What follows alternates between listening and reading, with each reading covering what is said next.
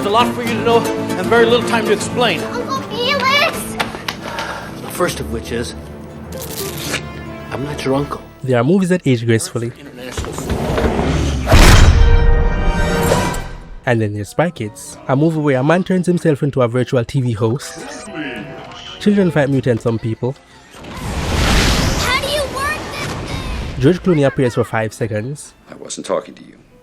Me? And somehow, this was marketed to kids.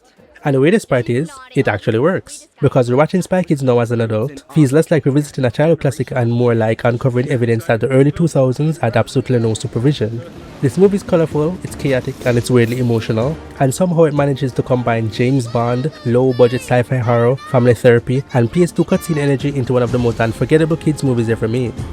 But here's the thing nobody really talks about. Spy Kids wasn't just random nonsense. Underneath all the bizarre CGI and thumb-thumbs, there's actually a surprisingly creative movie hiding in plain sight. So today we're diving into the strange brilliance of Spy Kids and why this movie genuinely feels like a fever dream.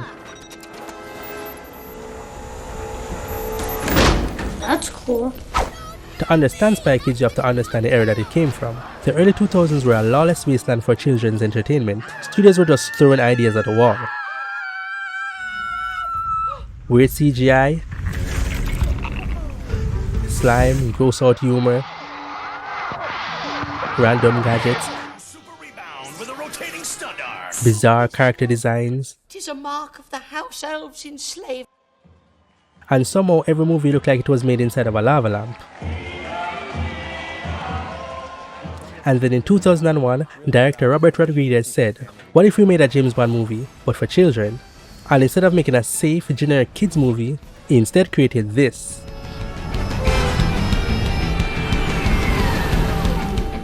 Even the visuals feel like they were generated from a child describing a dream after eating too much sugar. There's a bird on a big TV. If you dream, if you dream, if you dream. Nothing in Spy Kids feels normal. The architecture, the gadgets, dialogue, and the villains are all weird. Even the camera angles feel slightly unhinged. And honestly, this is why the movie is very memorable, because modern movies are often terrified of being strange. But Spy Kids, it embraces this weirdness. It's good to be back, Alex. We need to talk about the thumb-thumbs, because whoever designed these things need to explain themselves. These creatures are literally giant thumbs with smaller thumbs as limbs. That's it. That's the design. And somehow they became one of the most iconic movie creatures of the 2000s. As a kid, you accepted it. As an adult, you stare at the screen wondering if everyone involved was sleep deprived. But this is what makes Spy Kids special. The movie commits completely to its insanity. There's no irony, there's no self-awareness, no wink-wink Marvel-style joke. The film genuinely believes thumb-thumbs are intimidating. And honestly, that confidence makes it work. Because kids movies become legendary when they fully commit to the bit. And Spy Kids commits harder than almost any movie I've ever seen.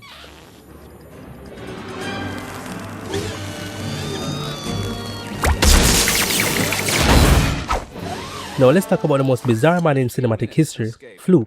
With your reputations, I was expecting something a little more impressive. As a kid, Floop just seemed like a weird cartoon villain, but rewatching the movie now, this man is basically an exhausted content creator. Hear me out. Floop is trapped performing for an audience. He constantly creates bizarre entertainment. He's surrounded by technology, and he slowly realizes that the machines he built is destroying him. Spy Kids accidentally predicted influencer burnout. That is insane. And Alan Cummings plays him like a man halfway between Willy Wonka, a childhood TV host, and someone having a nervous breakdown.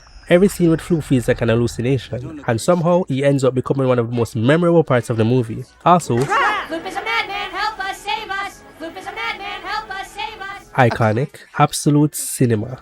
Here's the crazy part. Underneath all the chaos, Spy Kids is actually built on a surprisingly solid foundation. At its core, it's about family. The parents aren't useless, the kids aren't annoying, and the story actually treats them like a real team. That alone separates Spy Kids from a lot of family movies. Carmen and Julie feels believable as siblings because they argue a lot, they annoy each other, but they still care about each other. And the movie understands something very important. Kids don't want to feel talked down to. Spy Kids let the children feel capable. The kids save the adults, they solve the problems, they become heroes. That's empowering when you're young. And honestly, that's why the movie connected with so many people. Because underneath all the madness, there's genuine sincerity. Spy Kids isn't cynical, it's imaginative. And that energy carries the entire movie. Now yes, the CGI in Spy Kids has aged like someone left yogurt in the sun. Some of these effects look like PlayStation 2 cutscenes, unfinished green screen tests, or deleted scenes from a theme park ride. But weirdly, the bad CGI almost makes the movie more charming because it gives Spy Kids this surreal dreamlike quality. Everything feels artificial, exaggerated, and slightly off, which honestly matches the tone perfectly. Modern movies often chase realism, but Spy Kids chases imagination. And imagination ages better than realism sometimes, because even if the effects look ridiculous, the creativity still shines through. This will make you remember things like the gadgets, the creatures, the giant castles, and the absurd inventions. Not because they looked real, but because they were memorable. And this is probably the biggest reason why the movie feels so special now. A studio would never greenlight this today. A movie executive will look at Spy Kids and immediately say, make it more realistic, tone down the weirdness, marvel jokes every 10 seconds, and make the visuals safer. But the weirdness is the identity. Spy Kids feel handcrafted.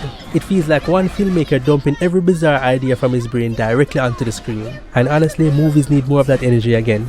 Not every family movie needs to feel sanitized and algorithm approved. Sometimes you need thumbs, and sometimes you need some chaos. And sometimes you need a movie that feels like a child describing a dream at 3 AM. That's how cult classics are born. So yes, Spy Kids absolutely feel like a fever dream, but underneath all the weird CGI, the chaotic ending, the thumbs, and whatever was happening with Floop, there's actually a genuinely creative movie. It's weird, it's messy, and it's completely insane. You're not that strong, Junie. And that's exactly why people still remember it over 20 years. Junie, it's all over. Because you can forget a generic movie, but you can never forget Spy Kids. Now if you excuse me, I'm going to spend the next several hours wondering who approved the thumbs, and honestly I respect them for it.